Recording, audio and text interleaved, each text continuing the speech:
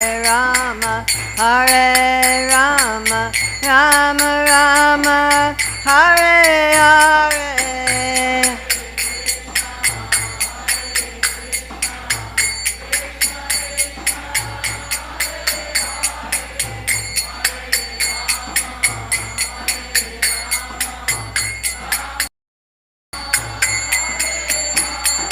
Hare Krishna, Hare Krishna, Krishna Krishna, Hare Hare, Hare Rama, Hare Rama, Rama Hare Hare.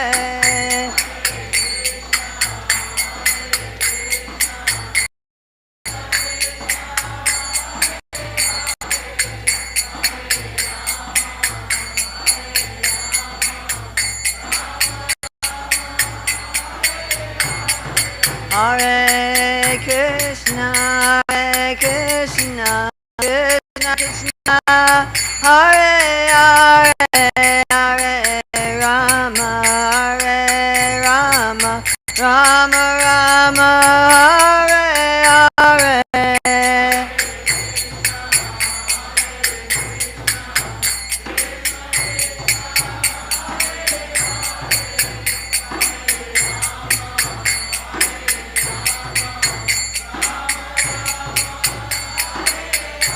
Hare Krishna, Hare Krishna, Krishna Krishna, Hare Hare, Hare Rama, Hare Rama, Rama Rama, Hare Hare.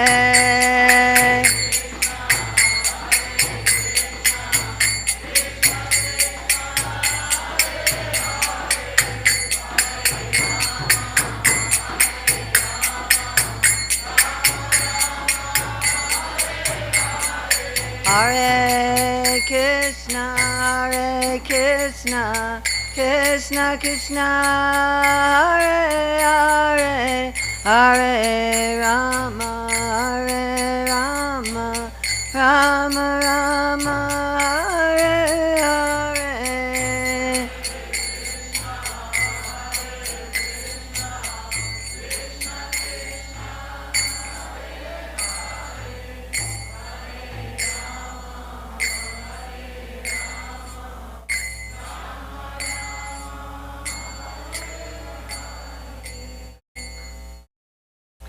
Prabhupada,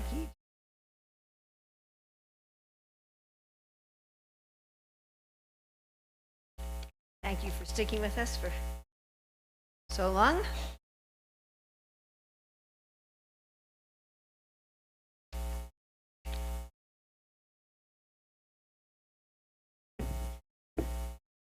So Raghunath Das Goswami is saying this is wonderful. You have attachment for Guru, for the process of surrender, for the devotees, for the holy places, the holy name, for the mantras. You're making an effort, working at giving up pride, giving up this identity of I'm a very good person in this world, I'm a bad person in this world.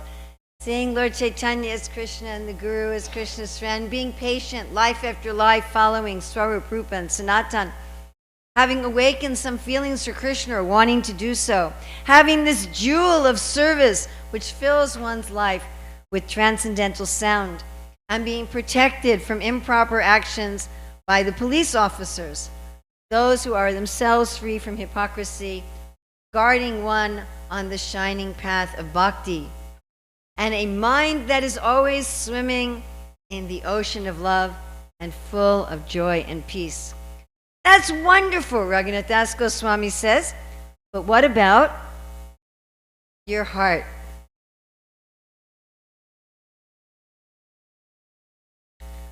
Pratishatsvadrista swapacharamani meridinatet katam sadhu prema sprirshati shuchir etananumanaha sadatvam sevasva prabhudaita samantamachulam Yata tam nishkasya twaritam ihatam veshayati saha. As long as the unchaste, dog-eating woman of desire for prestige dances in my heart, how can the chaste and pure lady of love for Krishna touch it? Therefore, O mind, you should always serve the incomparable, beloved devotee commander of Krishna's army, who will immediately throw out the unchaste woman and establish the pure lady of love in the heart. So one thinks, oh, I have this jewel of service that's filling my life with transcendental sound, and my actions are all pakka because I am protected by those free from hypocrisy on the shining path. And moreover, my mind is always swimming in the ocean of love. Oh, there's a party going on in my heart. Raghunath Das Goswami says, okay, all right, you better see who's at the party and what they're eating. He said, it could be that what they're serving is a dead dog. People do eat dogs, so it is a kind of food, but it's not a very nice food.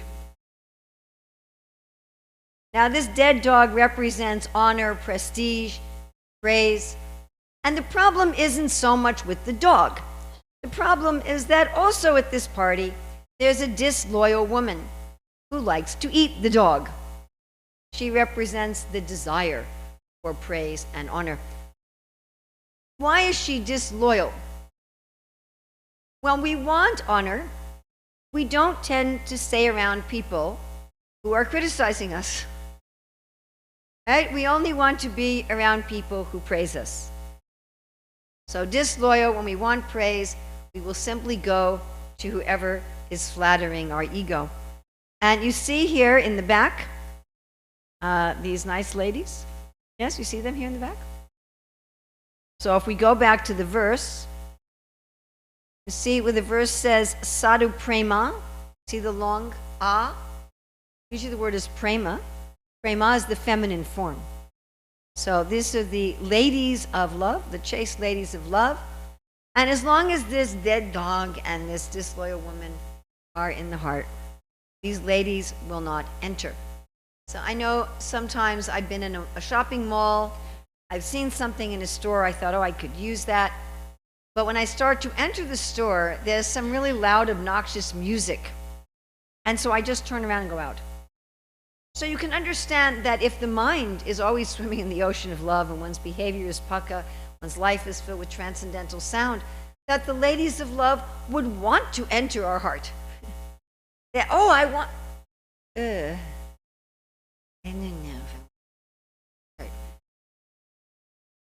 Now, in his song commentary, Bhaktivinoda says that this disloyal woman, this unchaste woman, she has a boyfriend.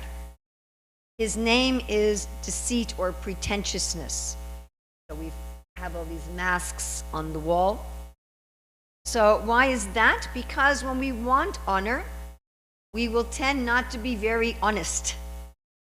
We are always trying to portray ourselves as more or less better than we really are. I mean, materially speaking, friendship usually consists of simply people trying to impress each other. You know?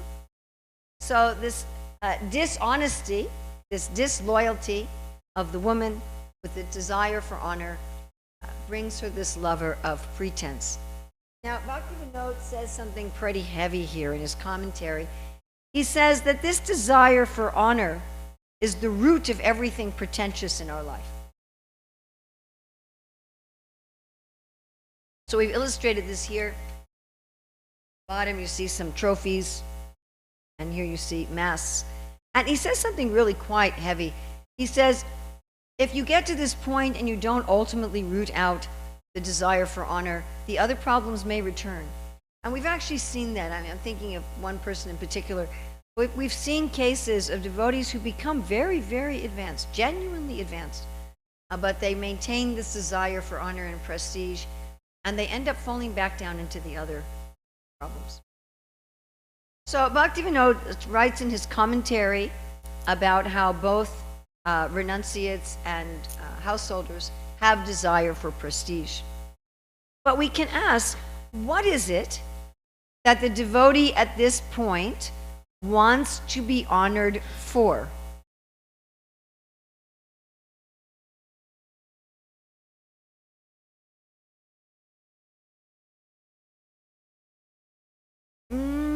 not so much skills and accomplishments. For devotion. Spiritual, yes. The desire to be honored for accomplishments in the world is long gone at this point. But a person wants to be honored for their devotion. And if you think about it, a person who's come to this point is very devoted. Someone who's come to this point is rare. Their lives are filled with transcendental sound. Their actions are paka. Their mind is swimming always in the ocean of love. I mean, it's a very exalted person. But if they want to be honored for being exalted, Bhaktivinoda Thakur says the householders, they want to be honored for being very kind, very religious, for being a devotee of Vishnu, for knowing spiritual subjects, for being very detached. My husband and I used to always brag that we had a house with no furniture. The renunciates, they want to be honored for being renounced. Okay? Only travel with one dhoti. For being a master of the Shastra conclusions, for having a perfect understanding of devotion. I was talking to one devotee who said to me, Urmila, I'm the only one who really understands the science of bhakti and rasa from the Shastra. And I thought, that's the dead dog.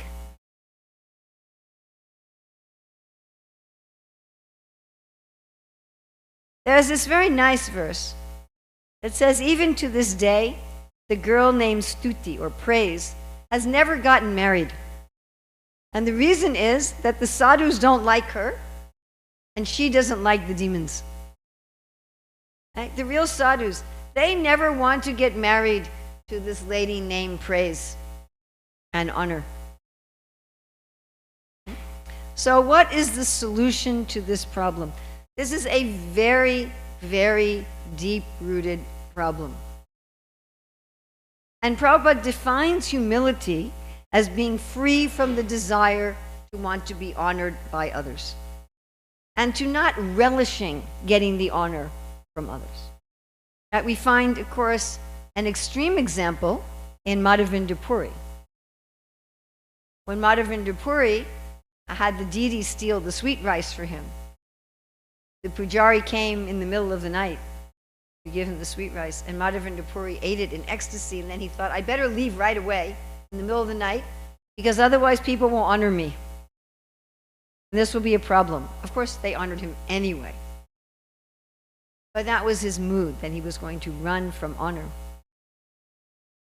Can you think of people in the scriptures who got caught up by this desire for honor? Huh?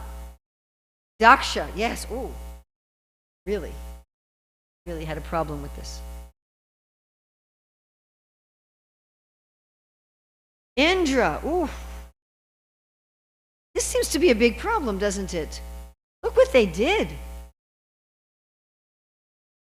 Again, if you think about how elevated, we think, oh, Daksha, Indra, but they're very great personalities. And they're devotees. I mean, Daksha, when he was chanting the Hamsaguya prayers, he saw Lord Vishnu and he experienced bhava. An ordinary person. And Indra, Indra's a wonderful devotee. Definitely. If we would meet Indra, we'd be very impressed.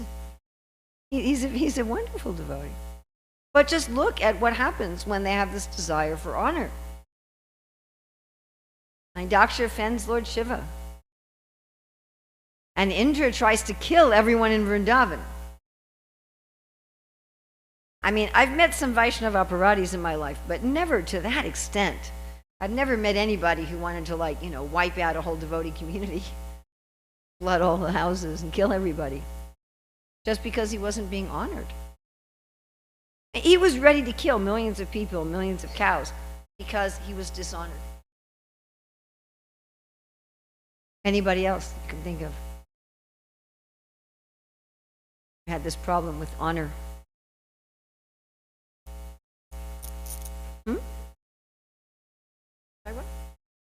Ooh, Durvasa Muni is another one. Again, he was ready to kill. seems to do something strange to us, doesn't it? Look at these examples. I mean, Durvasa Muni was going to kill his host. Over what? That his host drank a sip of water before he fed his guest? For that he was going to kill? Because he felt he was dishonored.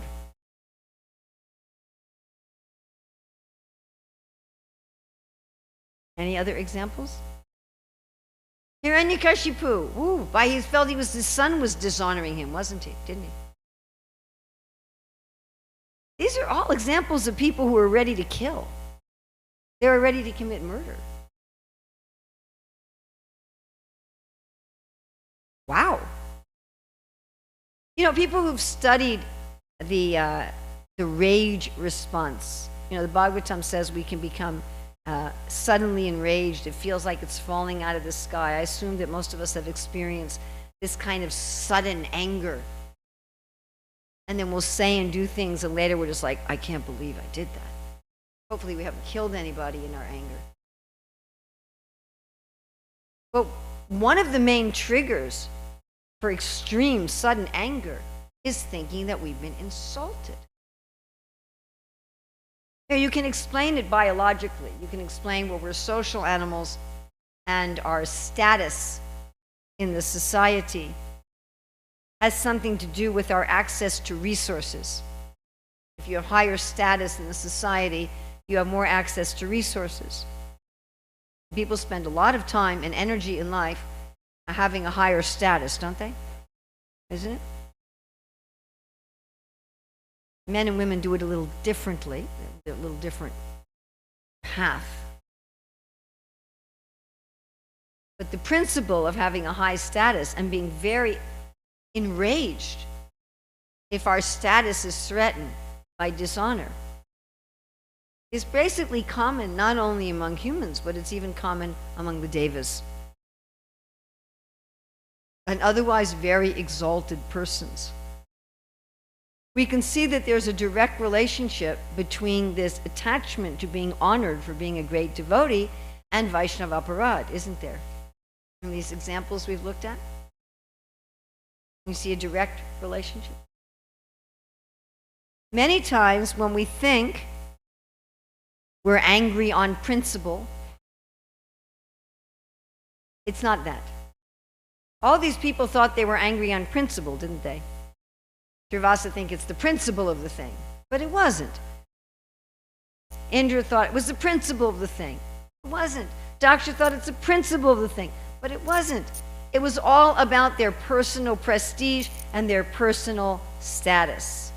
And what a dangerous thing that can take someone like Indra or Daksha or Durvasa and bewilder them so much that they were ready to commit murder.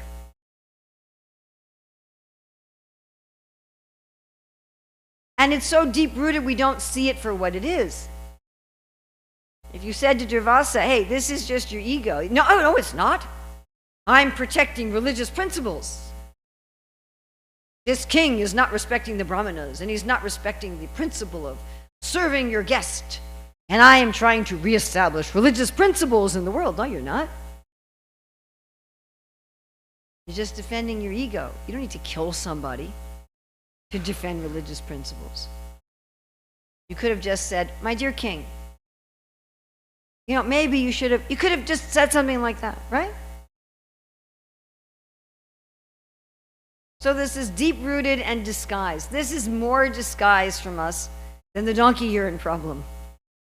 And it's very, very, very, very deep in the heart. Frankly, almost all of the difficulties between devotees in the society is due to this problem. Now, I know we have an external, interesting behavior in our Hare Krishna movement that we fight for who can be the lowest. You take the mat. No, you take it. No, you take it. No, you take it. I'll wash the dish. No, I'll wash the dish. So externally, we have our interesting social behavior of I want to be lower than you, and I want to be more menial than you. But then as soon as our prestige and honor is threatened, then we immediately become offensive. Even if we imagine that our honor is threatened, then we become offensive. Ambarish was not threatening Durvasa's honor. Not at all. Shiva was not threatening Daksha's honor. They just imagined this. So what is the cure for this? And it's particularly insidious when we want to be honored for being a devotee. That looks especially nice for us.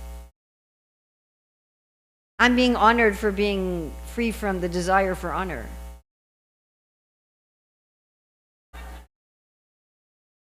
No. It's not like that. And inside I'm thinking, yes, finally.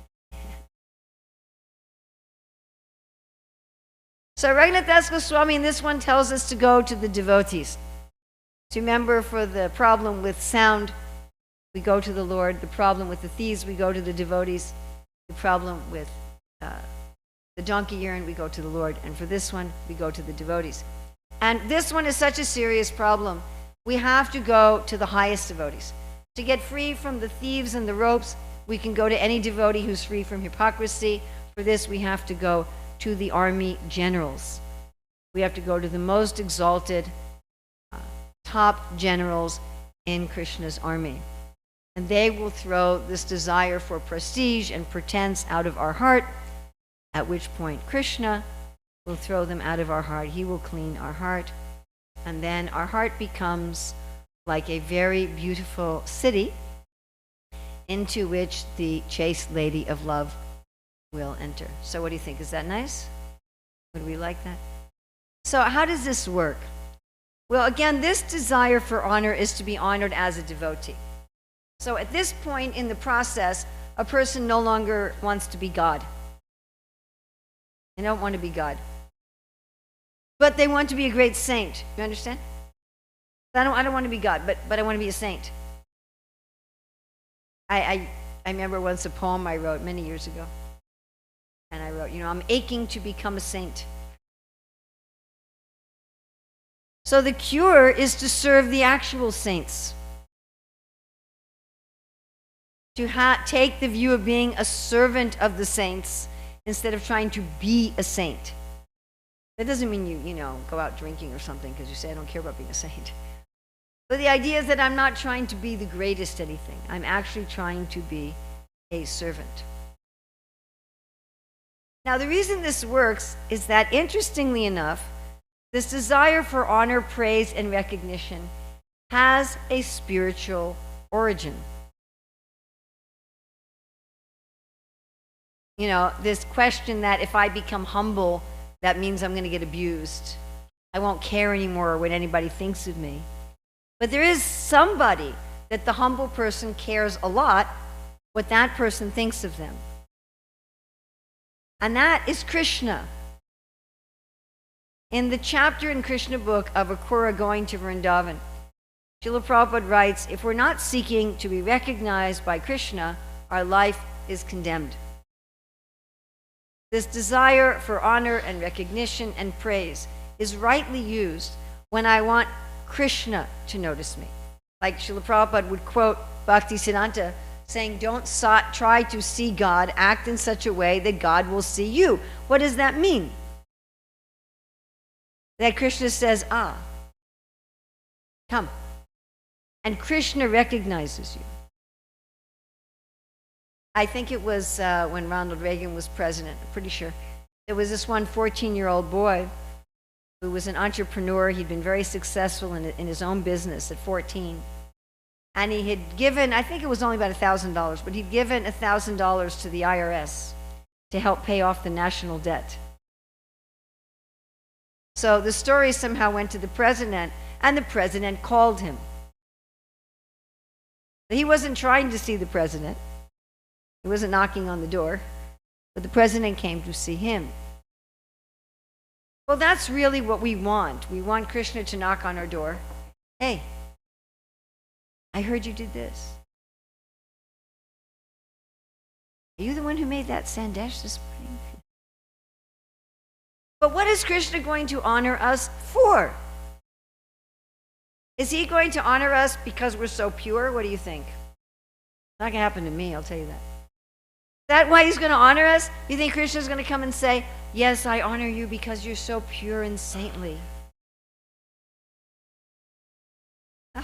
What he's going to honor us for is serving his devotees.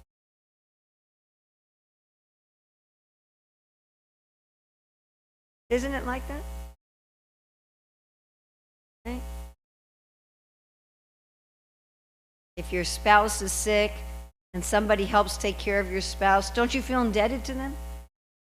If someone takes care of your children, and your children, you feel indebted.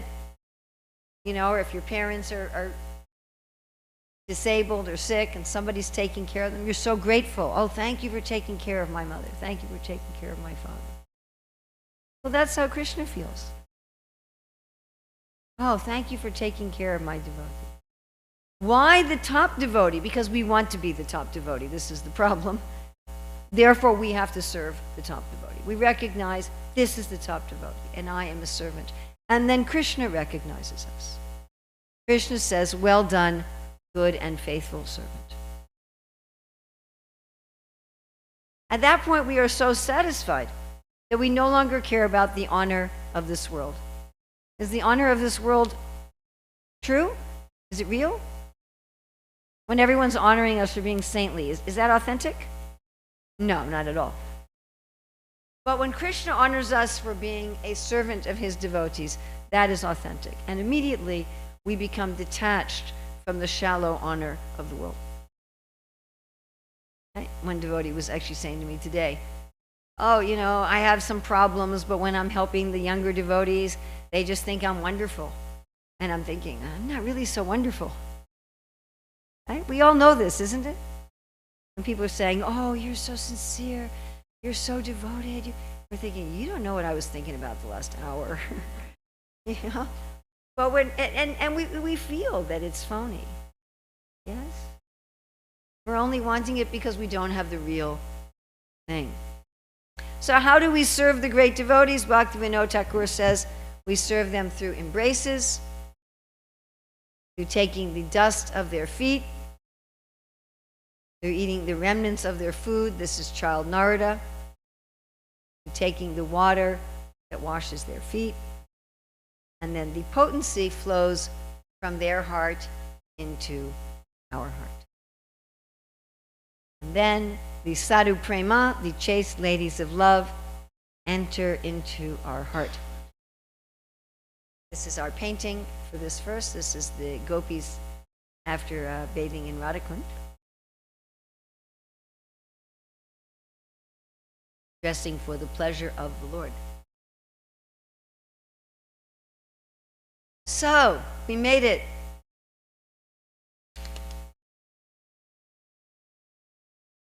We got through the obstacles of speech, of action, of mind, and of heart. Now we go to the last section of the Manah Siksa. These are the verses that deal with the steps after having attained perfection. And as I said Thursday, as I said from Thursday, so even though these verses are dealing with high subject matters, they are all relevant to beginners as well. They can all be applied even if it's your first week in Krishna consciousness.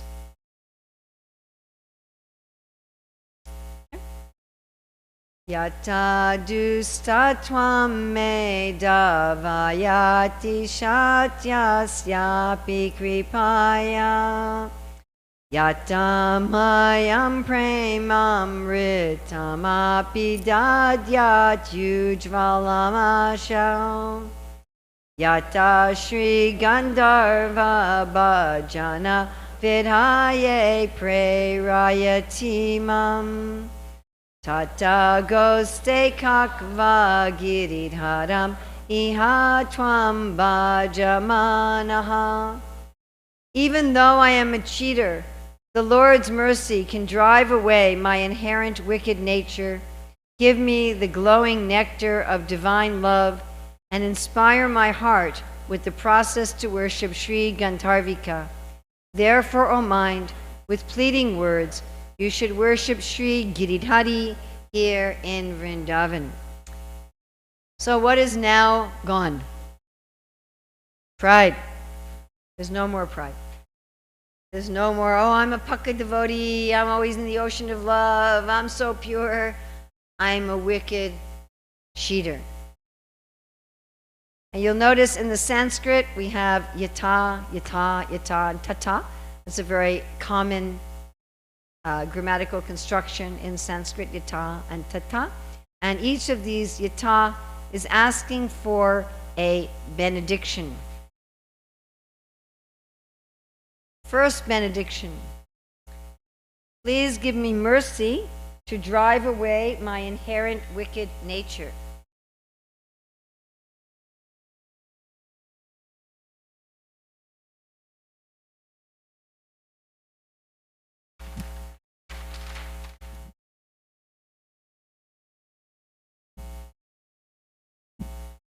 So, first one.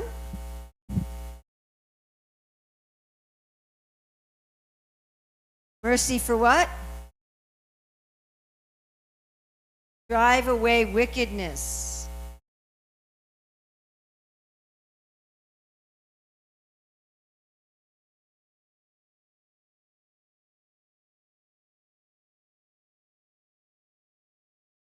My heart is dirty, but you can plant a garden in my heart.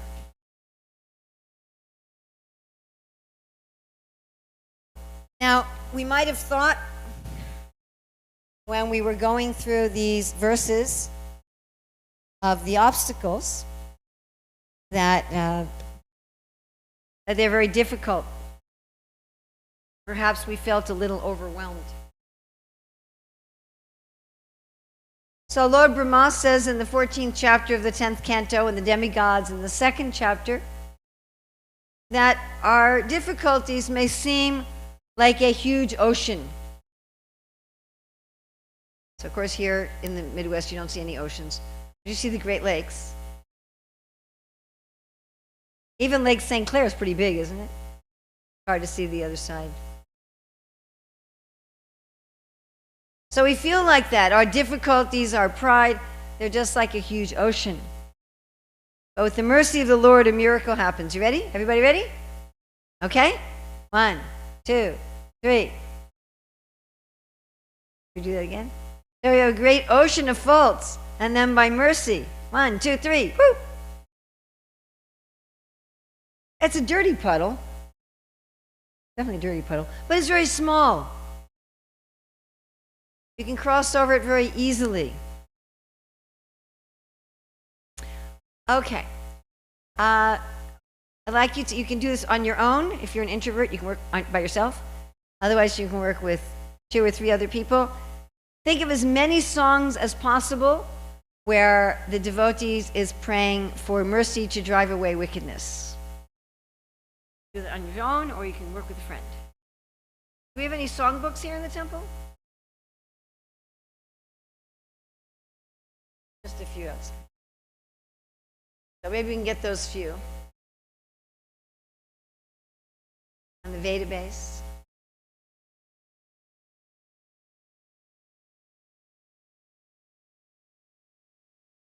I'd like you to think, I know it's after lunch. People are just, everyone's really struggling here. Thank you for coming after lunch on a hot day. Think of as many songs that you know of that are asking for mercy to drive away wickedness.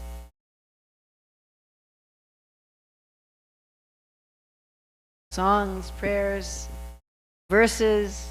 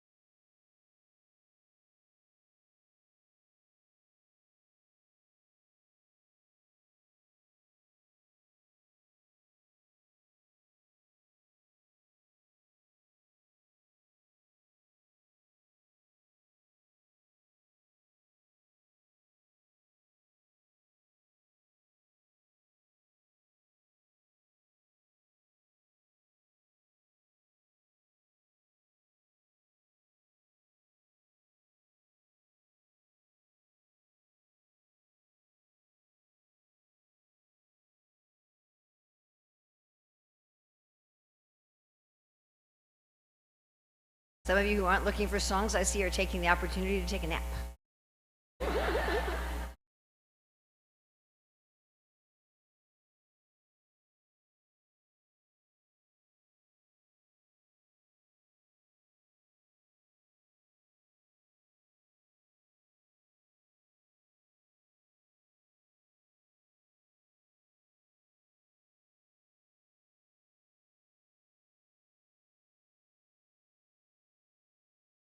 Anything that has to do with illusion or wickedness. Specifically asking for mercy to be free from Maya.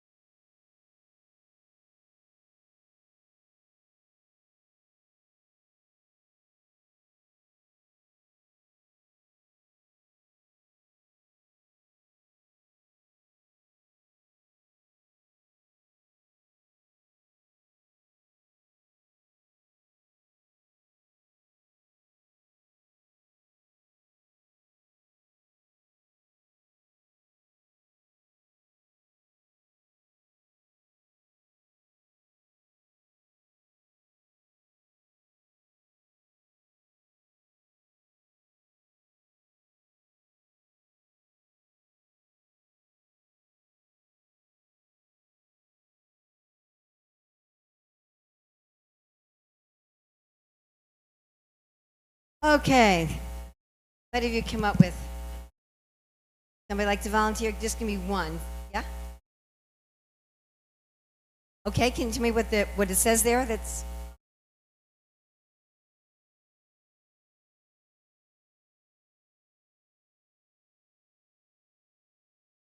maybe what we'll do. Why don't we give you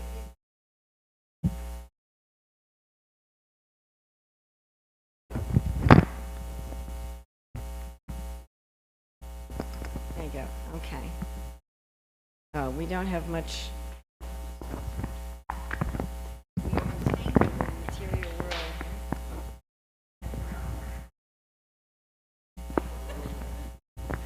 Okay, so what's the name of the song? Anadi Karma Phale.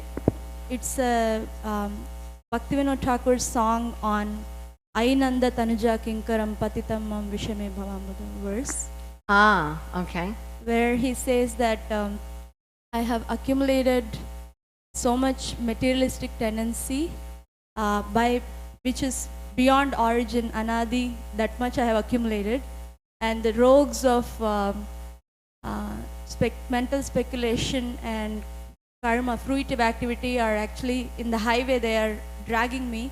Oh, very much like Raghunath Das Goswami's highway robbers. And so they are putting me into this Bhava Sindhu. It's like such a big ocean of materialistic existence. Oh, look at that. All right. So now all I have is you are my bandhu, you are my friend, and you are Krishna Kripa Sindhu, you are the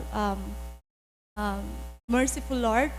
So please accept me and relieve me of this this poisonous materialistic ocean. And he also says that I am a fallen servant of yours, so please accept me and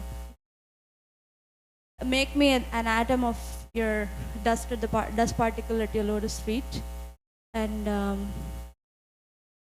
Amitabh, I'm your eternal servant, and I have forgotten this. Please awaken this in me. Okay, very nice. Okay, next group, take it to the back there. Just give us one. Damodarastaka prayers.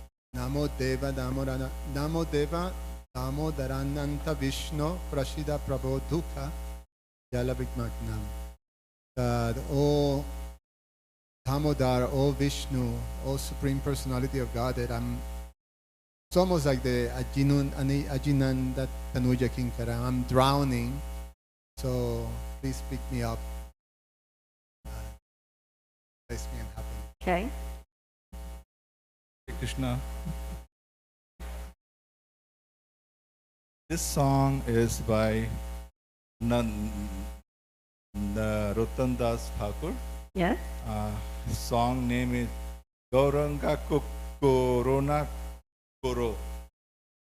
What is it? Hina Hina Jane. I just love this.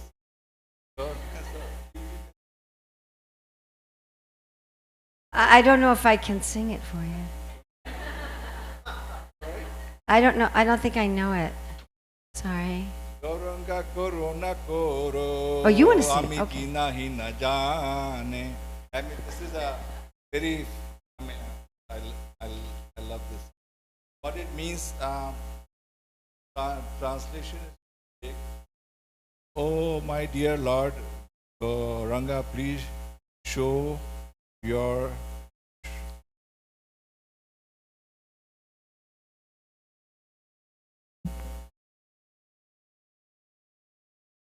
O my dear Lord Gauranga, please show your mercy to this lowly and destitute soul. O Lord, there is no one more fallen than myself in all the three worlds. Holding grass between my teeth, O Lord Gaura, I am calling out to you now. Please be compassionate upon me and come to reside within the temple of my heart. Okay. Thank you. Okay, over here. Thank you so much. Oh, I really like that song.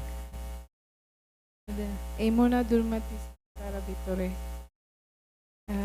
Translation is, O Lord, such a wicked mind has brought me into this world, but one of your pure and elevated devotees have come to bring me out of it. He saw me so fallen and wretched, took pity and came to me, saying, O humble soul, please listen to this good tidings, for it will gladden your heart. Krishna Chaitanya has appeared in the land of Navadvip to deliver you. He has safely connected my many miserable souls, such as you, across the sea of worldly existence. To fulfill the promise of the Vedas, the son of Brahmana, bearing the name Mahaprabhu of golden complexion, has descended with his brother, the Avadhuta Nityananda. Together they have overwhelmed all of Nadia with divine ecstasy. Sri Chaitanya, who is Krishna himself, the son of Nanda, has saved the world by freely distributing his own holy name. And how do you spell it again? Emona Durmati Durmati. Yeah. Samsara Bito. Okay, someone else? Woo! Gopinath sang Mataji. I was waiting for that one. Gopinath Mama Nivedana Suno Vishaya Durjana Sada Kamarata Kichunahi Mora Guna. The translation is, O Gopinath, Lord of the cowherd girls, please hear my prayer. I am a wicked materialist, always addicted to worldly desires, and no good qualities I possess. I possess. You are my only hope, so I have taken shelter at your lotus feet. I am your eternal servant. Thank you. And Okay, someone else? Well, let's go here and then we'll go back there. Hari Hari Bifale. Oh, yeah, okay. Can you just tell us a little bit of the translation? O Lord Hari, I have spent my life uselessly, having obtained a human birth and having not worshipped Radha and Krishna. I have knowingly drunk poison.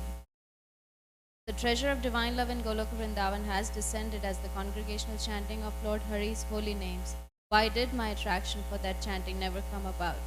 Day and night my heart burns from the fire of the poison of worldliness. I have not taken shelter, taken the means to relieve it.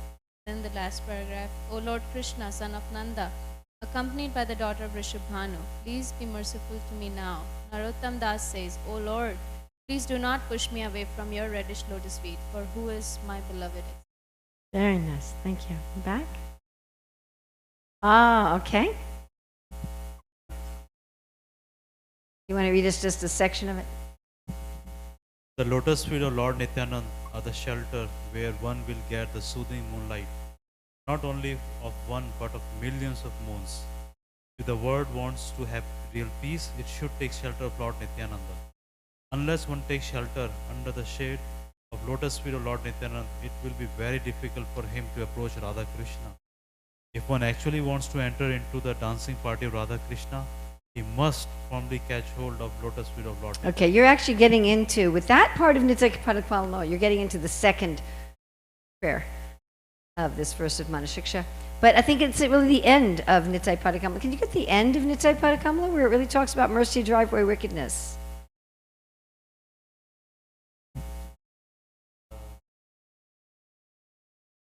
The third verse is the being maddened after false prestige and identification with body. One is thinking, oh, what is Nityananda? What can he do for me? I don't care. The result is that he is accepting something false to be truth. If you actually want to approach the association of Radha Krishna, you must first achieve the mercy of Lord Past Nityananda. that, the very end. So last is the lotus feet of Lord Nityananda are not illusion. They are a fact. One who engages in transcendental loving service of Lord Nityananda is always transcendental. Always try to catch the lotus feet of Lord Nityananda. This Narottam Das Thakur is very unhappy. There we go. Therefore, I am praying to Lord Nityananda to make me happy. Yeah, it's the My dear last. Lord, please keep me close to lotus feet. It's the last part. Okay, and in the back.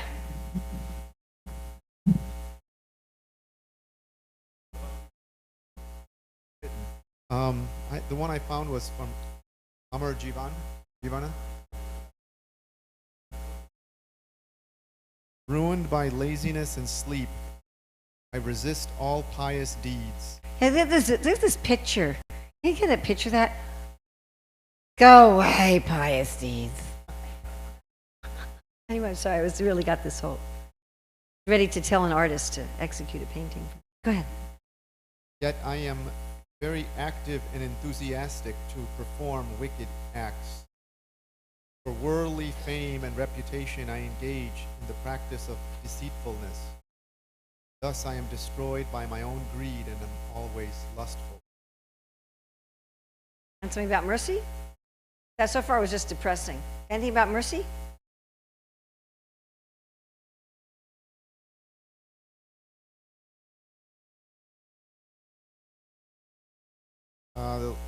Now in old age, deprived of all means of success, humbled and poor, Bhakti Vinod submits his tale of grief at the feet of the Supreme Lord. Asking at the feet of the Supreme Lord. Okay, somebody else who hasn't said anything yet? Who hasn't said something yet? Here we go. I think, and the frontier we haven't heard from also. Is that turned on? Gurudev, Kripa Bindu Diya song. Can you read us just a bit of the translation? Yeah, with a drop of your mercy, make the servant of yours humbler than a blade of grass. Give me the strength to bear all trials and troubles and free me from all desire for honor. O Lord and Master, please invest me with the power to honor all living beings properly. Only then will I sing the holy name in great ecstasy, free of offenses. O Lord and Master, when will such mercy fall to this weak and foolish devotee? Please make me a beloved servant. When I examine myself, I find nothing of value. Therefore, your mercy is essential to me. If you are not merciful, I shall simply weep, and I shall not maintain my life. Very nice. Okay, someone in the front here? Somebody here? Come on, I heard you talking about the Shikshastika verse. The second verse of Shikshastika.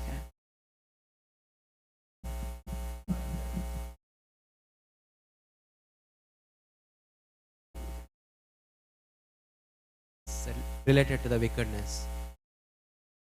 Okay. Thank you. And someone else, the gentleman there?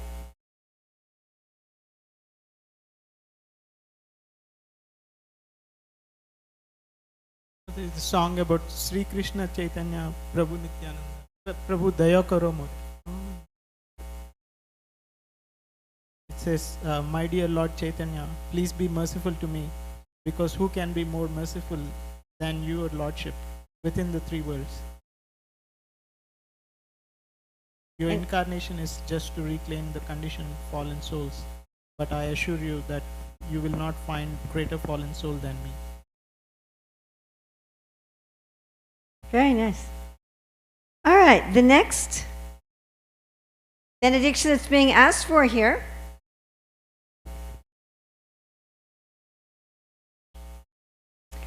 is to be given glowing nectar to drink. And this glowing nectar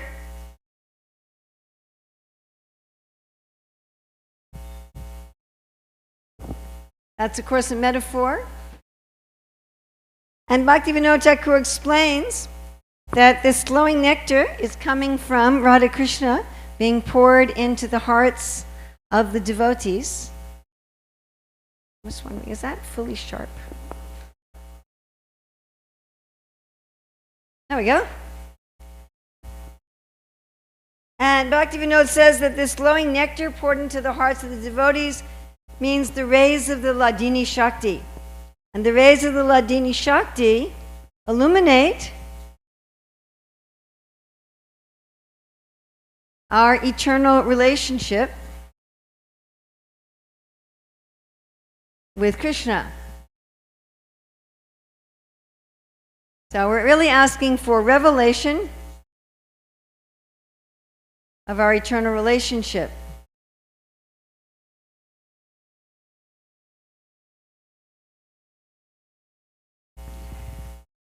So you already mentioned this in the song Nitai Padakamala. You're talking about how Lord Nityananda brings us into the association of Radha Krishna.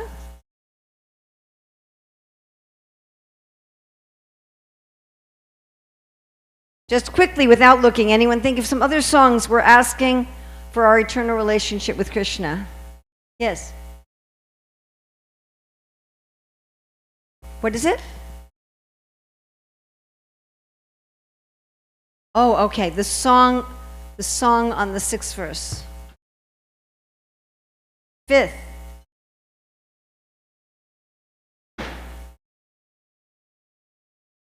And that's what the 5th verse is asking for also. The Tulsi prayers.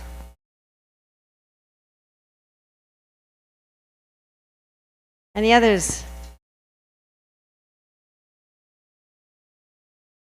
In Jeev Jago? Not sure. Any others? Radha Krishna Bolbo? Okay.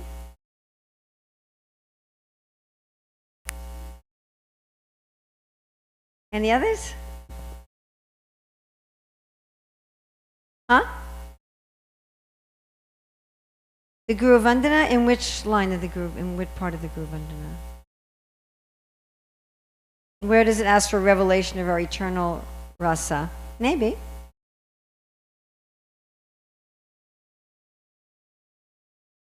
Prema Bhakti Yaha Hoite. If you have prema, it has to be a specific prema. You can't just have prema. You understand?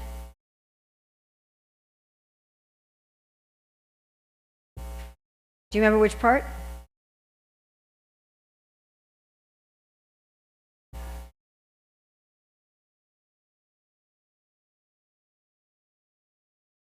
Oh, okay. Some others?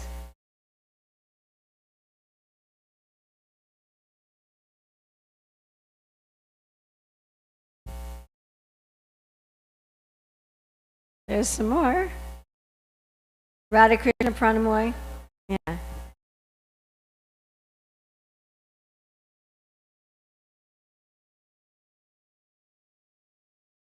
course, Sri Rupa Manjari Pada.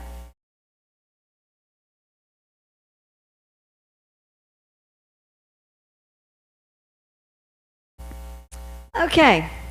Now, the third request that's being made here, this is our painting for this verse. The third request that's being made here is for the shelter and worship of Srimati Radharani, the internal energy.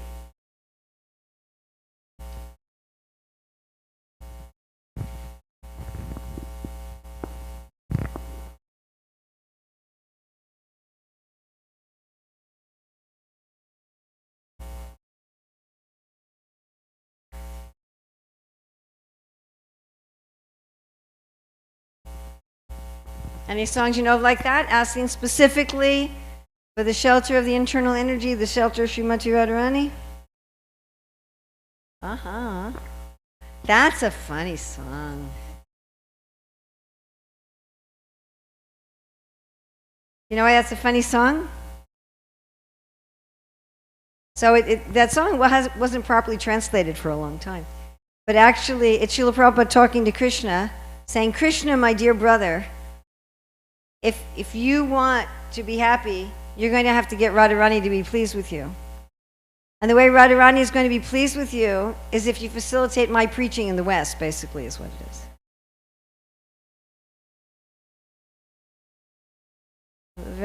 That's a really interesting song. Any other prayers that ask for the shelter of Radharani? Damodar Astakam, right? The last one, last stanza.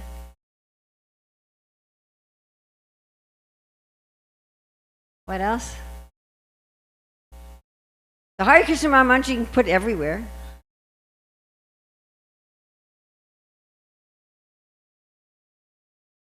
Okay.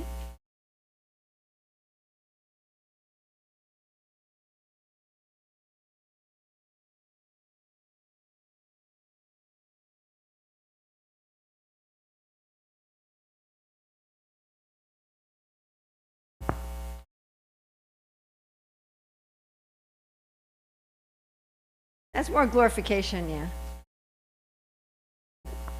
So is this one. Again, the Tulsi prayer.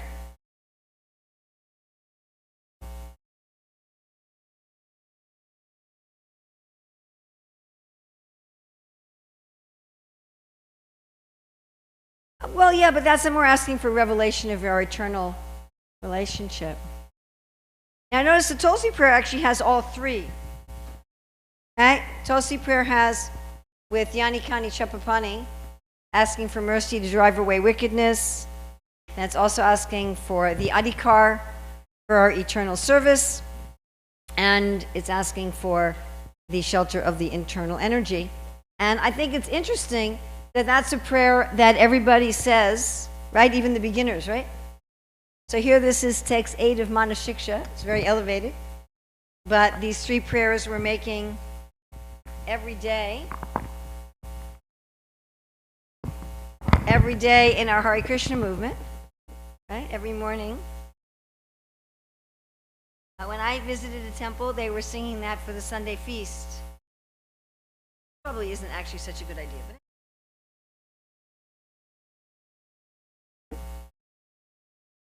so let's look for a minute at these three. So mercy to drive away wickedness. Go back a minute. And mercy to drive away wickedness. This is coming from humility. So as we mentioned earlier, the proud person wants mercy because they want to take a shortcut. They're thinking all those other people, they have to work really hard to attain enlightenment, but you know, I'm much better than that. I should just be able to get mercy and get a shortcut. I mean, I remember those board games I played as a kid. You land on the right square and you can kind of jump to the end of the game. So they're looking for that kind of thing. Whereas this prayer for mercy is what we talked about, knowing that only the offended can restore the relationship. So this asking for mercy in text 8 is a very deep understanding that I am the offender. I'm a wicked cheater, and my only hope is that the offended opens the door.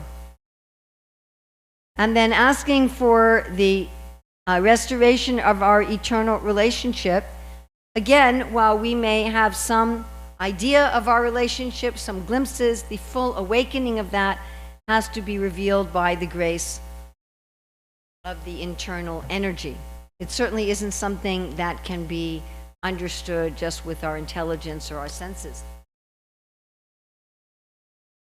And Srila Prabhupada very nicely explains in many places that this desire for our eternal service is not sense gratification. It's a desire for an expression of love, but it's a particular expression of love.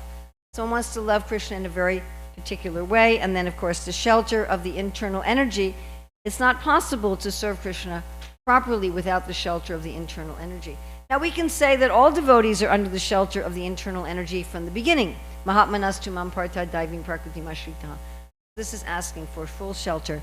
Bhakti Vinod in his commentaries quoting verses, he's quoting verses from Rupa Goswami about having the shelter of Gandharva.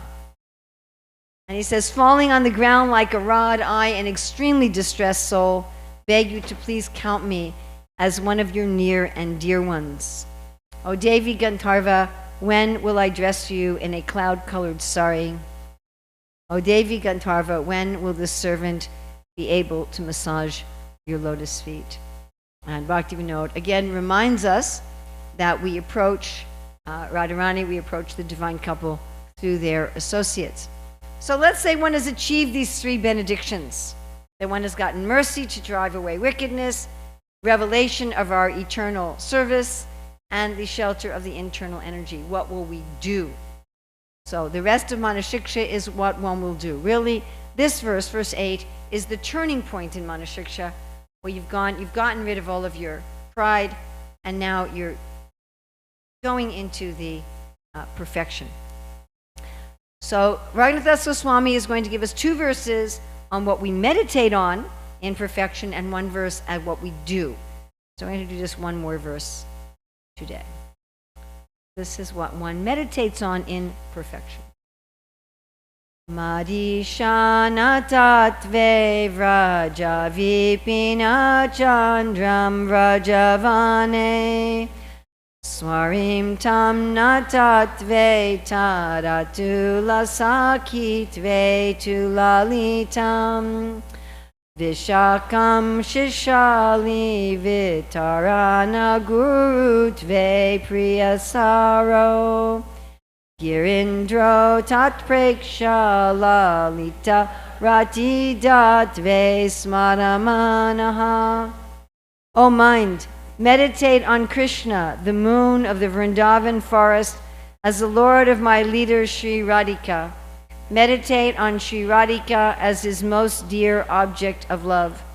Meditate on Sri Lalita as her incomparable friend.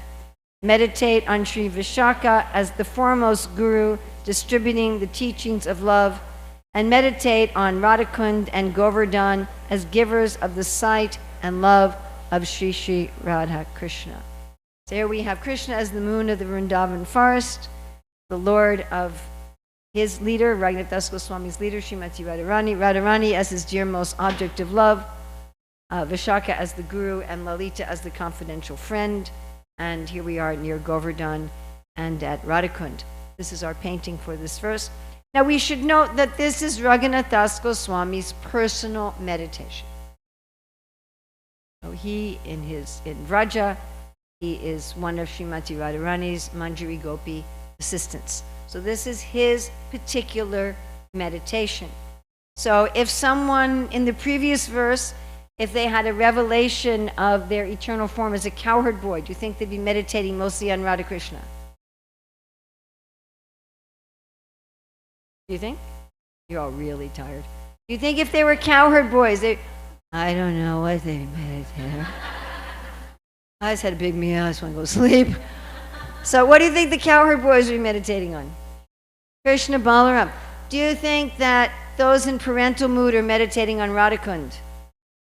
No, not at all. So this particular meditation is Raghunath Goswami's, and it's a template. It's a template. It's not meant to be just a copy-paste. It's a template as one awakens to one's own feeling for the Lord and his associates. One will be meditating on those personalities and those places that are particularly associated with that particular person's mood. So although Raghunath Goswami is giving this as a meditation for those who realize their eternal position with Krishna, do we have even newcomers meditate on Radha Krishna, Lita Vishaka, Govardhan, and Radhakund? Yes. We are taking Krishna book. I mean, I used to take Krishna book to O'Hare Airport. Gosh, I used to go out and sell Chaitanya Charitamrita Anjalila, which I think is the most esoteric of all of Prabhupada's books. a nectar devotion. Just hearing Prabhupada saying this nectar devotion is for the whole world. Yeah, you read some of the little stories in it and you're thinking, oh, this is for the whole world, huh? Woo! Krishna book, and I didn't go up to people and say, hey, I have this really nice book, but have you realized your Swarup?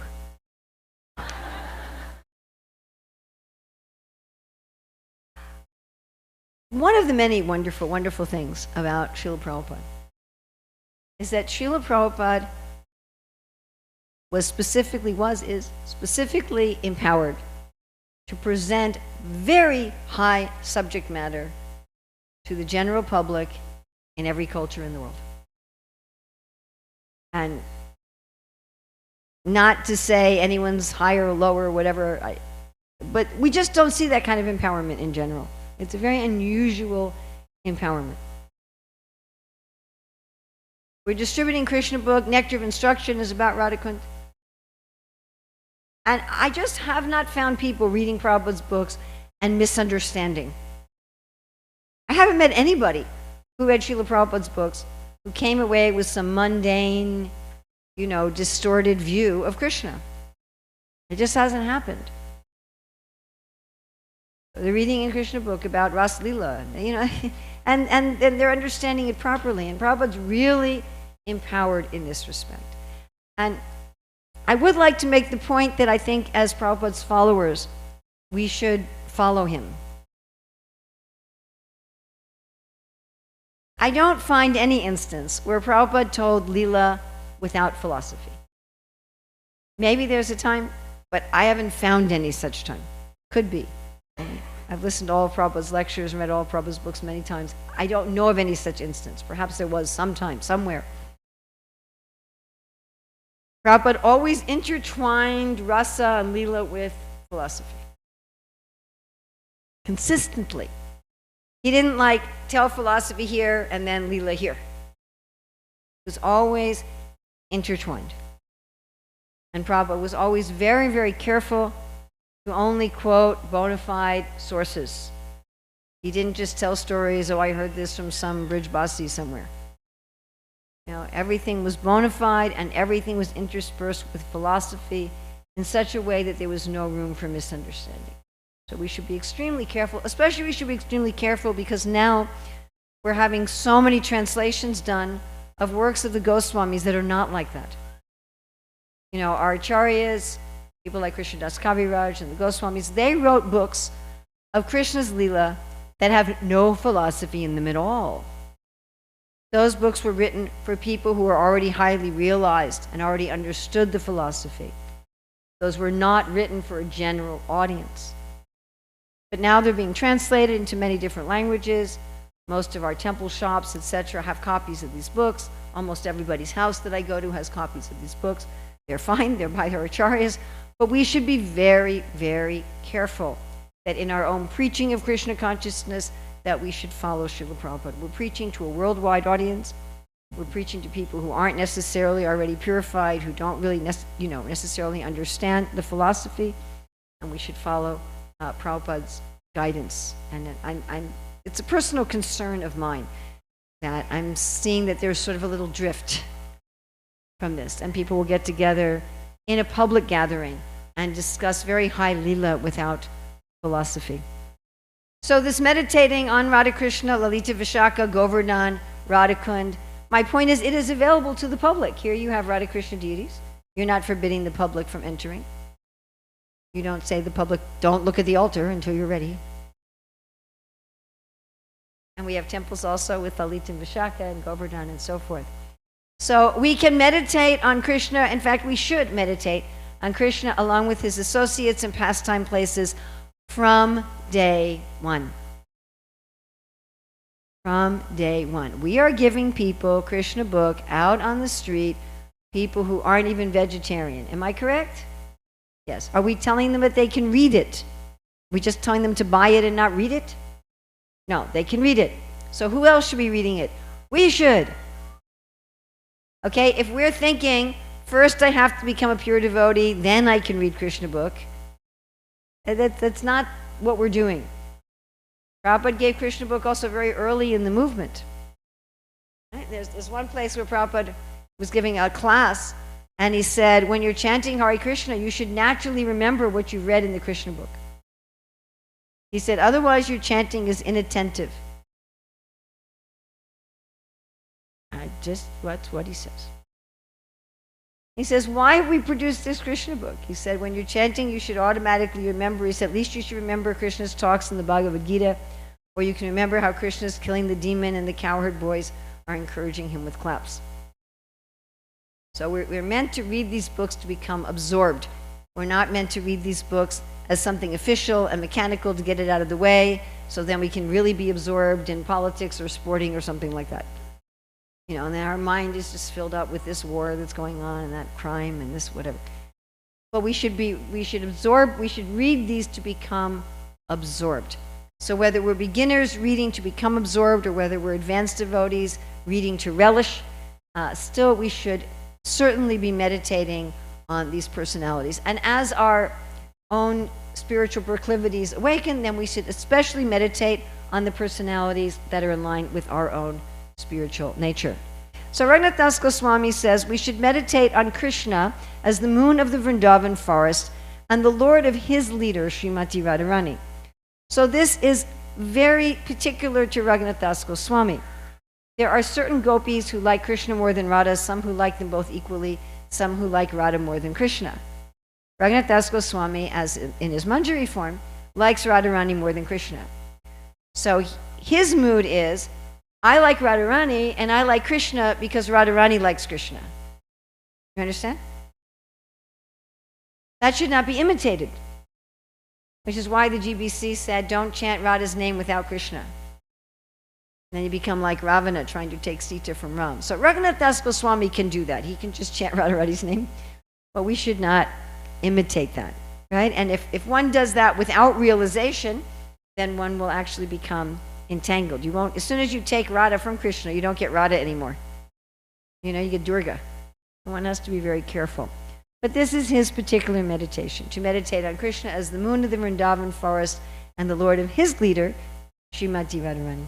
And he meditates on Radharani as Krishna's most dear object of love. So Krishna is falling at the feet of Srimati Radharani. So perhaps you know that Jayadev wrote this line, Krishna is falling at the feet of Radharani. But he wasn't sure if he should write this or not.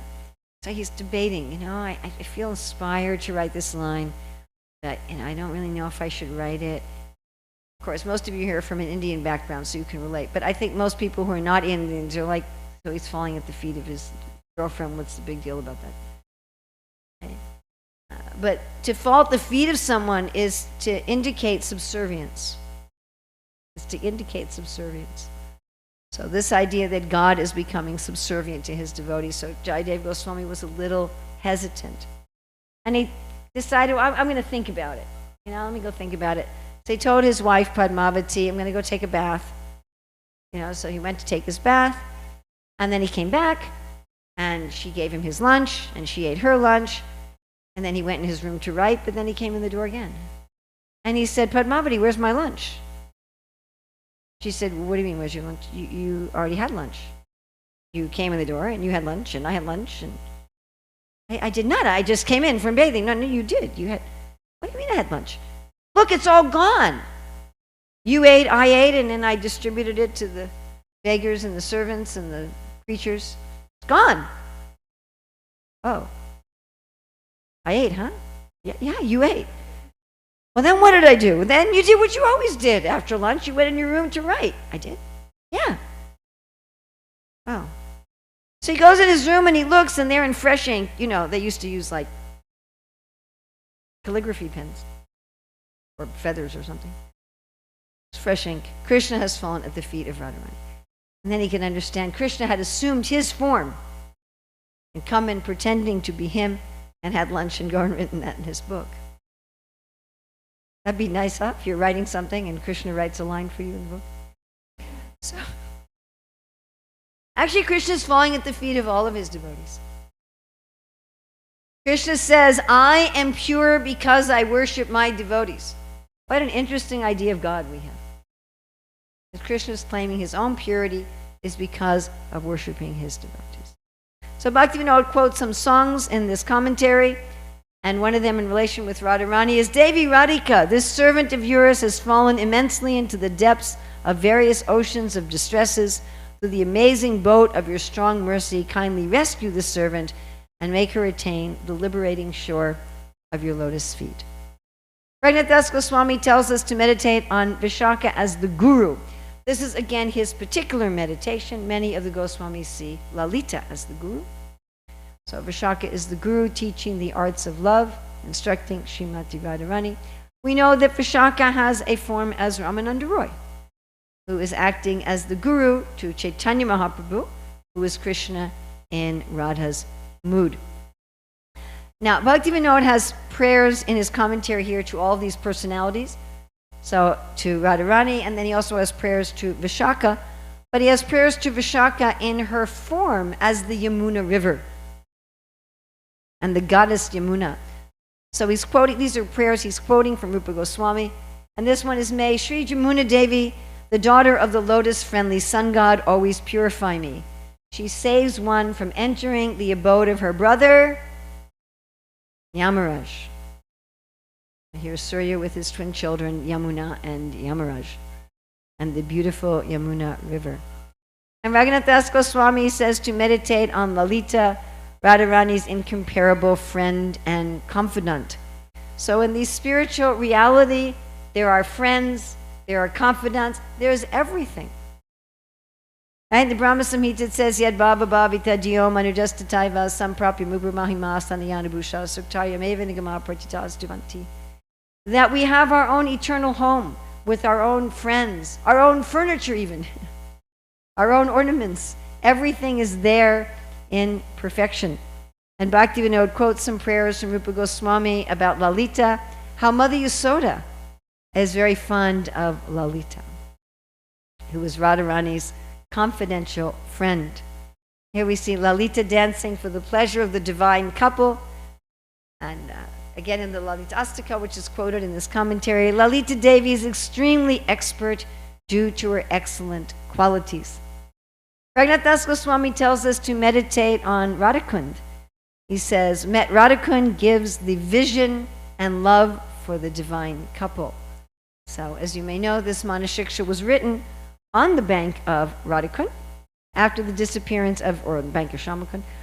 After the disappearance of Sri Chaitanya Mahaprabhu, Raghunath Das Goswami went to Radhakund, and his samadhi is right here. And then if you go up these stairs, this is in Shamakund, these are the stairs to Manasa Pavanagat. And if you go up those stairs, you will find the Bhajan Kutir of Raghunath Das Goswami. A little bit further back, off this picture, is the Bhajan Kutir of Krishnadas Kaviraj. Raghunath Das Goswami, when he came to Radhakund after Mahaprabhu had left the planet, he brought with him the diary of Swarup Damodar. And Raghunath Das Goswami would sit right here in this courtyard every afternoon with Krishnadas Kaviraj for about 3-4 hours every day and talk to him about Sri Chaitanya Mahaprabhu's activities from Swarup Damodar's diary.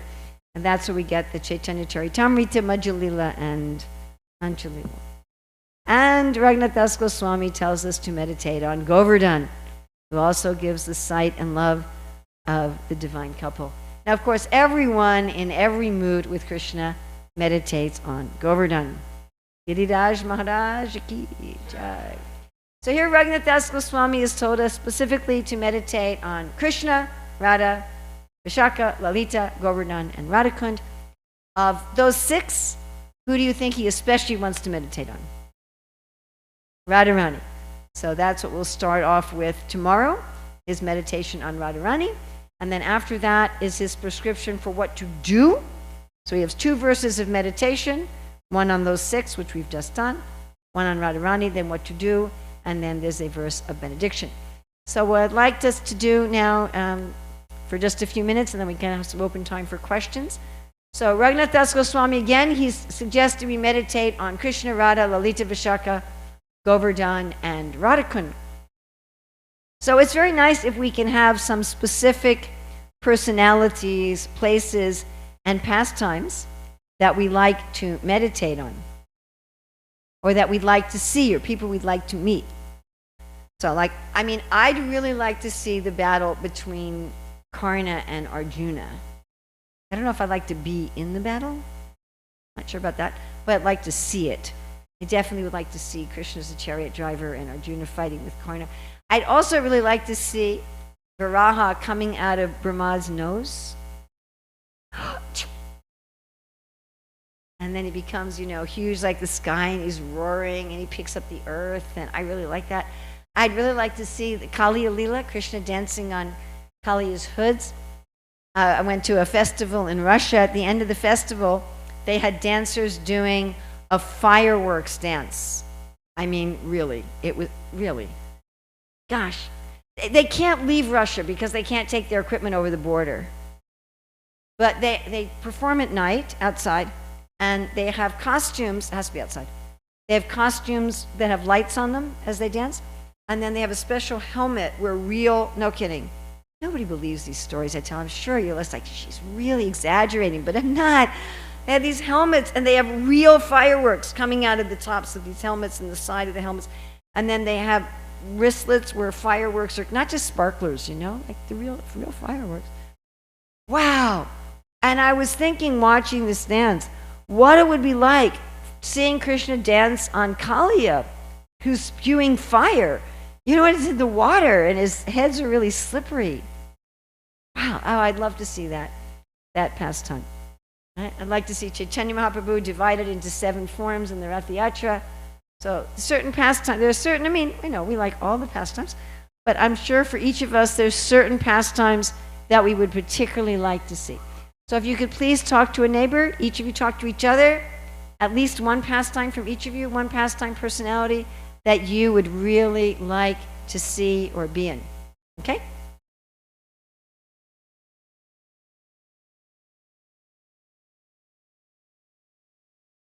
You want the picture of Radharani and Lalita?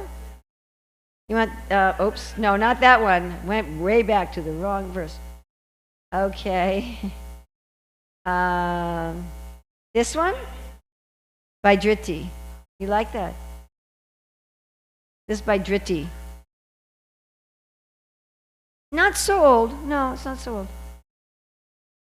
Dhriti. By Dhriti.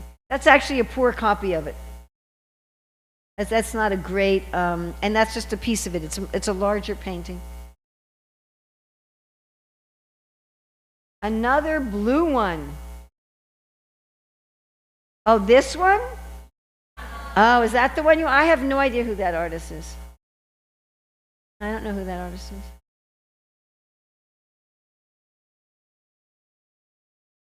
You want me to keep that one up? Is that the one you want me to keep up? Hare Krishna.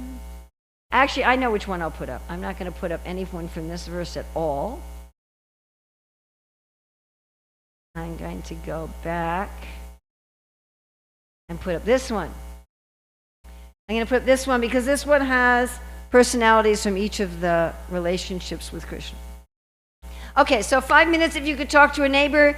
Each of you suggest some pastime personalities that you would like to see.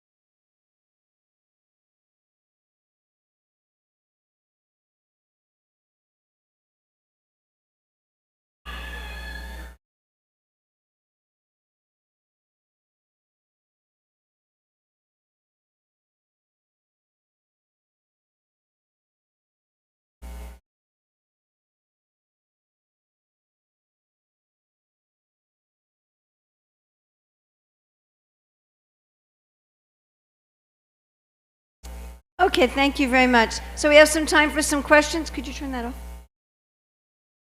Could you turn off the projector?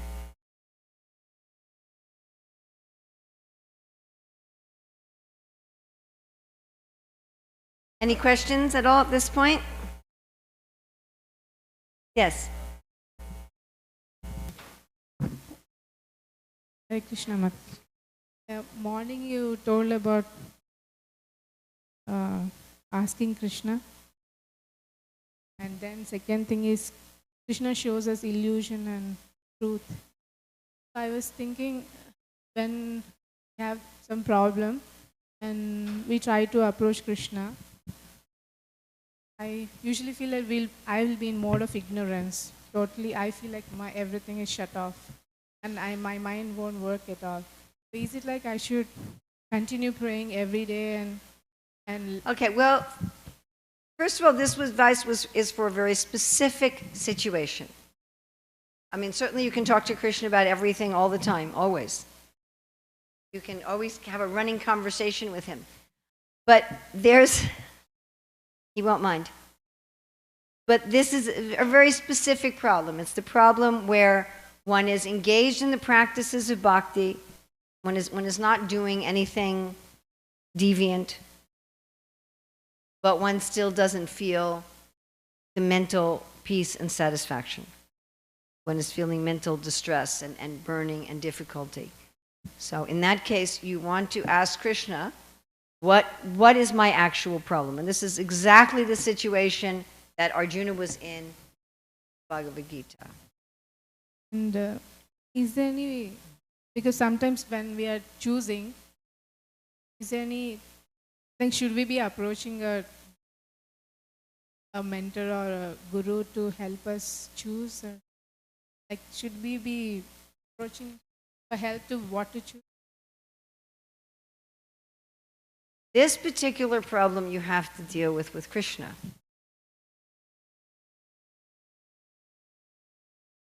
Other people can help you to give you the courage to go to Krishna. And they can help you to give you the courage to choose something that you very much have to do yourself. I mean, Raghunath Das Goswami is telling us to serve the great devotees to get rid of the desire for honor for our service. He's telling us to take shelter of the devotees to get rid of our lust, anger, envy, greed, illusion. But for here, he's telling us go to the feet of Gandharvika Giridhari for this particular problem. In my experience, I've seen that trying to counsel or mentor people for this kind of problem, it does not work. The only kind of counseling and mentoring you can give them is go to Krishna.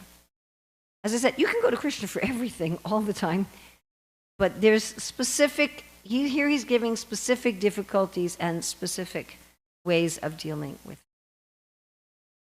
Now, if you haven't had any guru or mentor, you're not even going to know how to go to Krishna. Again, that's verse 6. Verse 1 starts with the word guru. You're not even going to know who Krishna is, how to ask him. I mean, it's possible. Krishna's in everyone's heart. Yes. Hare Krishna Mataji, I have two questions. About verse 7 on honor and prestige. Yes. I was particularly thinking about work environment. About what? Work environment. Work environment. Work environment. Where among where there is this lack of respect for I as a professional doing that work, I find it difficult to kind of like carry on my duties at work, thinking to myself that I at least deserve some basic respect for me to carry on my. But this is not something which I find it difficult when dealing with more at the work environment where I have this particular. So I was just thinking, how can I maybe some practical ways to. Tomorrow afternoon, we're going to be speaking specifically about how to find value and meaning in our work. And there's a new book that I'm working on with a devotee named Rukmini, Dr. Datta. And it's specifically about work. It's about Varna Dharma. And the class tomorrow is going to be on the chapter that deals with how to find real value and meaning in our work. So I think that might help you. What it sounds like to me, just hearing from you briefly here, is that we want to do something that has meaning and value. And part of the reason that we feel we deserve respect for what we're doing is without it, we feel like people are saying our work has no value. If you're working in a company or whatever, you're working for people, and they don't use your work, they throw it away, they don't even, then you think, what am I doing it for? Why should I even bother if nobody attributes any meaning to it? So we will be looking at that, Krishna willing, tomorrow afternoon. The time tomorrow afternoon is from Sunday feast in the afternoon, 5:30 to 6:30? 5:30 to 6:30. And my second question is, yesterday we discussed about the Uttamadhikari, Madhyamadhikari. You Yes. made an interesting point saying that one can be Uttamadhikari in one and different.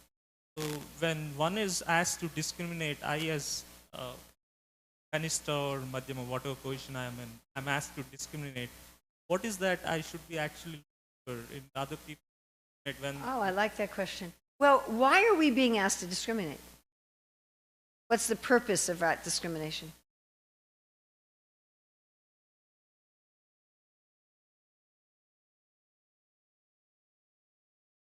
Yeah, to properly relate. Right. So then relate in what? Well, it's going to be something specific. Let's say I want to relate to somebody about Shastra. I have some question or some doubt about Shastra. Then I'm going to look at those demarcations for Shastra. I'm not going to go to someone who knows less Shastra than I do and has less faith in the Shastra than I have. Could you have very little knowledge of the Shastra and not be able to convince anybody, but be fully in love with Krishna? Is that possible? Yes. You could be illiterate. You could not read any Shastra at all. You couldn't know a word of it. You could be incapable of convincing anybody on the basis of Shastra and be fully in love with Krishna. But I wouldn't ask such a person a question about Shastra. Does that make sense? Yes? So when you're trying to decide, you're trying to decide because there's some purpose. It depends what the purpose is.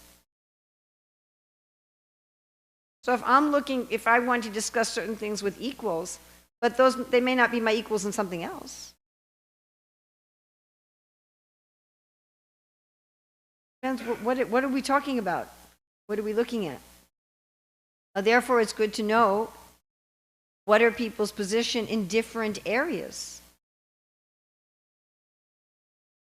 You know, one of the things that we're trained in the academic world is that you don't speak out of your area of expertise. Another one of my bugaboos in the Hare Krishna movement, people who speak out of their areas of expertise. Somebody who never taught kids, never had kids, and they're telling you how to raise kids. Somebody who was never married, and they're telling you how to be married. It's like, well, I read books about it. Okay. You don't tell me how to be married because you read books about it. So when we're looking at Kanishta, Madhyama, and Uttama, it's in what area? Does that make sense?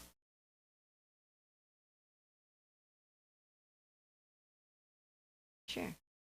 Otherwise, I mean, other than that, we don't really need to be discriminating as to who's who.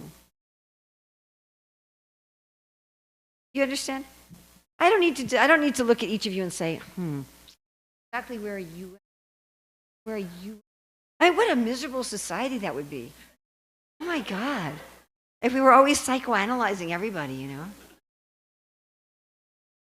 I think you're a Madhyama, but I don't know if you're Kanishta in this. I mean, how would we have any friends? It would be terrible. But it's a practical thing. You know, if I need guidance in a particular area, then I'm going to go to somebody who's more realized than I am in that area. If I want to share things with people in a particular area, then I'm going to go to people I can share things that are equal to me in that area. Right? And it's not that because someone is a senior devotee, that they're senior in everything. You understand?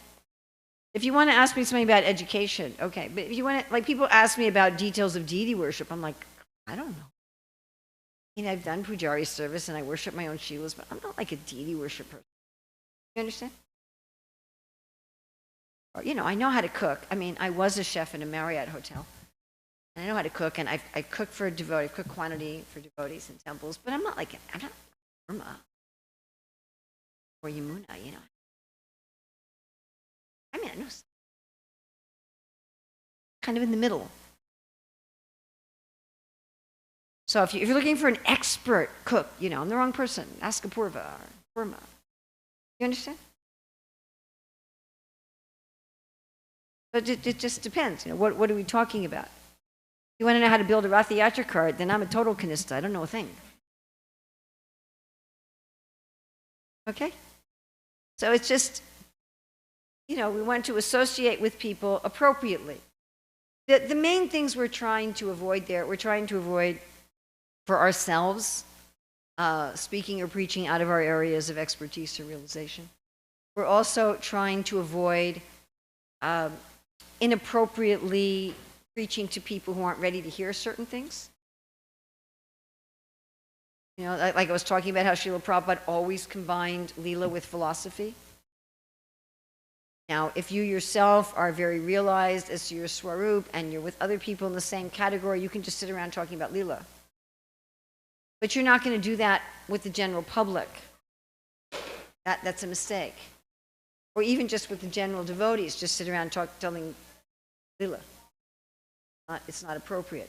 People will misunderstand and they'll commit offense. So these are all practical. They're practical things. They're not so we can have little labels on people. And that's not appropriate anyway, because, you know, each of us are at different levels and different. Thank you for asking that. Yes. Krishna Mataji. About the 4 steps you mentioned. Yes. Krishna, show me the first one. We are going to Krishna.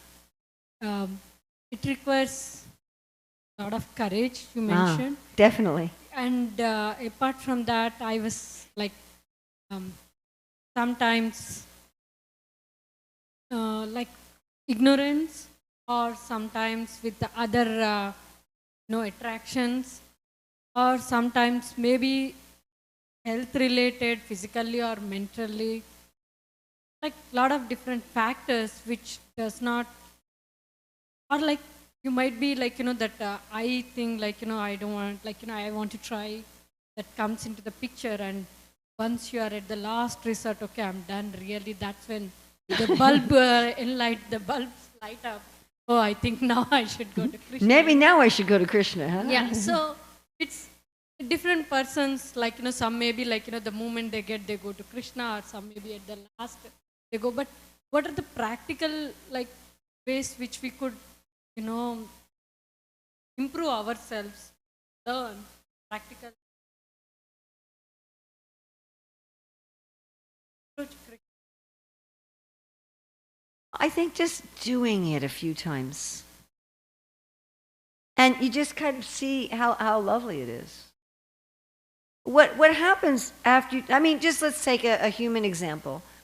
Let's say you have a friend who asked you for advice, and they really listened to you, they didn't argue with you, they didn't get all false ego-y and defensive about it, they accepted it, they put it into practice. And that happened 2 or 3 times. You might start offering them advice without them asking. Right? If you had that relationship with them where they were leaning on you and they really took you seriously, so Krishna will do that. And that's really exciting. Because then you feel, oh, he trusts me. So you're at some difficult time in your life, like, oh, why is this happening? Oh, this is just awful. And then Krishna, without your asking, says, here it is. Here's the illusion. Here's the truth.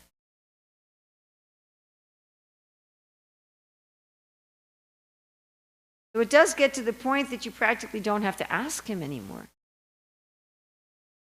I mean, it does get to the point, eventually, Prabhupada says, where Krishna is standing in front of you talking to you face to face. May that happen to me someday.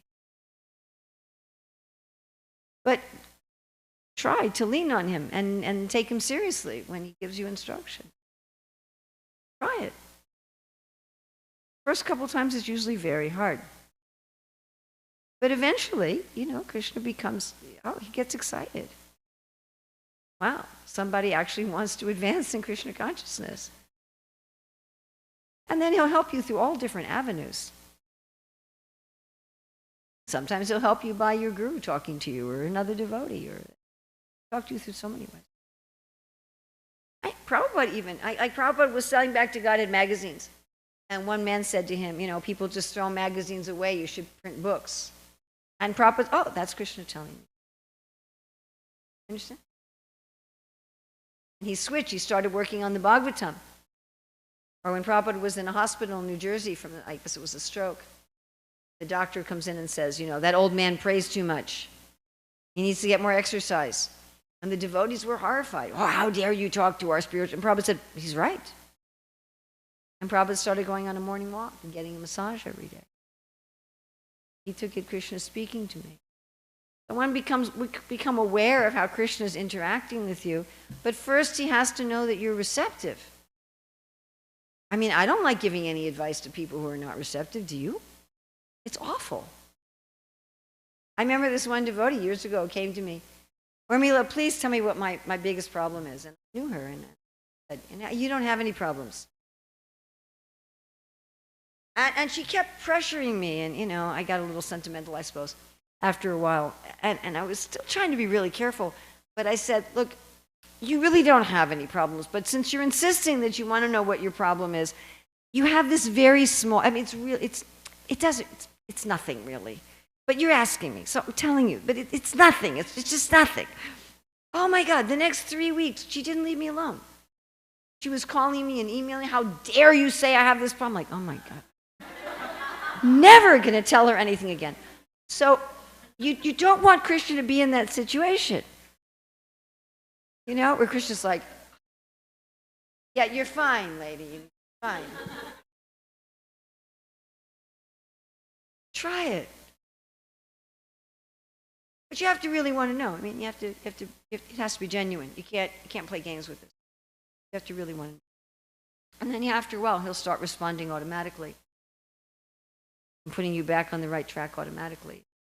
Telling you what's going on automatically. Yes?